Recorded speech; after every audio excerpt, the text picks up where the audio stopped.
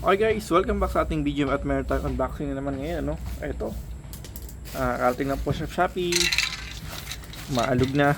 So, buksan na po natin siya kasi maalog naman na siya.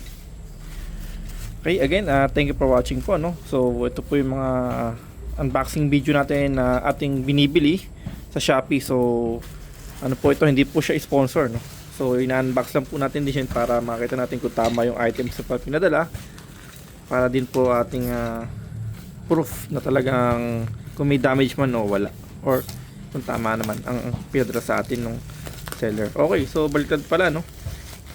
So kung umaalog siya kasi nga po isa siyang Samurai Kuro Bushi, no? Japan formulation. So I don't know lang talagang Japan formulation to. Meron siya ng Thailand din, no? Pero at least is ano siya. So, first time natin gagamit ng Samurai spray paint. Pero although matagal naman na siya sa merkado at maraming magandang feedback sa kanya. Kasi nasa tayo before ng boss niya, no? And then, boss niya, saka meron pa isa yung parang, basta yun na yun.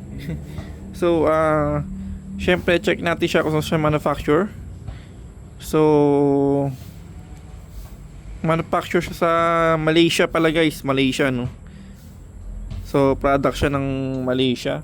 Okay, so ang color niya is 29109A flat black lang tayo guys. So, meron tayong project. Kaya ito, magpe-paint tayo. Subukan natin din to, no? So ngayon, ito lang muna ang ating video and thank you for watching po.